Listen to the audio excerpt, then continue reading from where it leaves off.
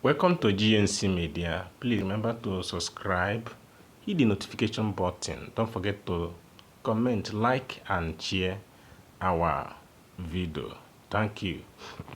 Finally, I have watched this trending movie, the movie that trended a few months ago, A Tribe Called Judah.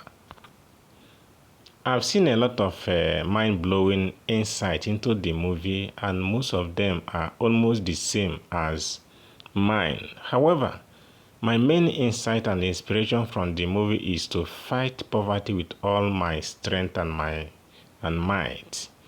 A Tribe Called Judah has reminded me that once children are born into unfortunate situations and poverty is a part of their disadvantages, they spend their lives fighting battles that a proper life would have saved them from.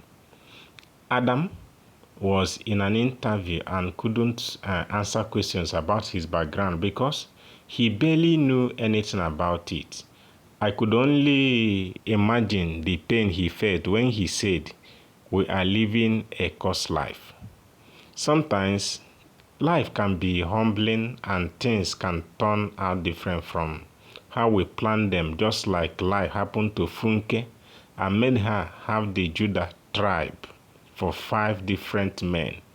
Notwithstanding, we must play a huge role to reduce the battles our kids will have to fight in the future. Those boys were left with no option but to struggle for survival in different means because man must survive. I don't think that the likes of Pere, that is Timini Iwuson, and China would be how they were if they had a father figure in their lives. I could tell this when their grandmother blamed their mother for not raising them well enough. According to her, she raised Emeka while their mother's sister raised Adamu. Those two probably had a father figure who rebuked them when their guardian couldn't, and they had this very responsible composure. Just do as much as you can to make sure your kids fight fewer battles. Emeka was pressured by poverty and family to trade his integrity and values because their mother had to survive. If our mother dies, you killed her. Just because he refused the idea of stealing to raise money for his mother's illness. Emeka, you are the oldest. Do what you can to make sure your mother doesn't die. Pressure. Do I blame those who pressured him? Never. Poverty had all of them under control. Now only God can punish poverty. Each time that guy was humiliated at work, I saw poverty humiliating a life, and this gave me a million reasons to vow that my kid wouldn't face a certain kind of life.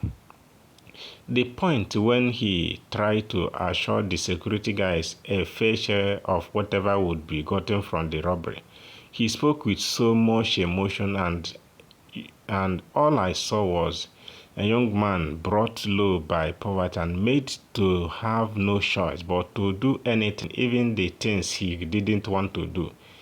In the end, he paid with his life. My favorite of the boys was China, though reduced to a tout due to the situation he was born into. He didn't lose his humanity and emotions.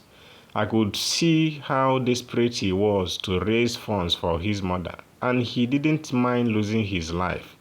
At the sight of Mopola, their Omonile raid, and though a hard guy, he never failed to accord his older siblings and of course his mother their due respect. China would always slightly bow to his mother even when he was angry over anything.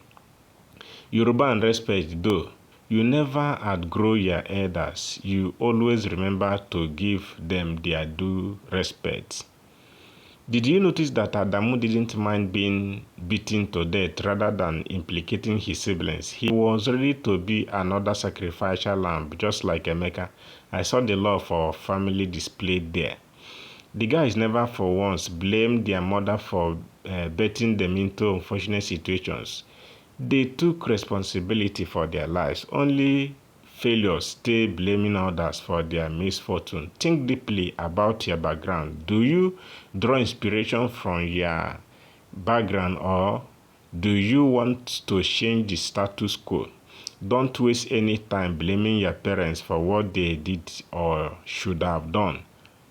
You just have one assignment. Make sure your kids are not born into unfortunate situations to continue with the cycle of poverty. In all, A Tribe Called Judah is a story of poverty, misfortune, suffering, mistakes, love, unity, compromise, street wisdom, and sacrifices.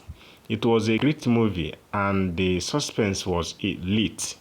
Everyone did justice to their act, and the movie was on point. Funke and Kindele never disappoint. She's been a role model to many ladies right from the days of Jennifer's Diary. To me, I would say I love Jennifer for her concept. That is my review on the trended movie called Jennifer's Diary. In fact, it is one in town. The movie I watched before that matched this movie is The Lion's Heart by Genevieve Nnaji.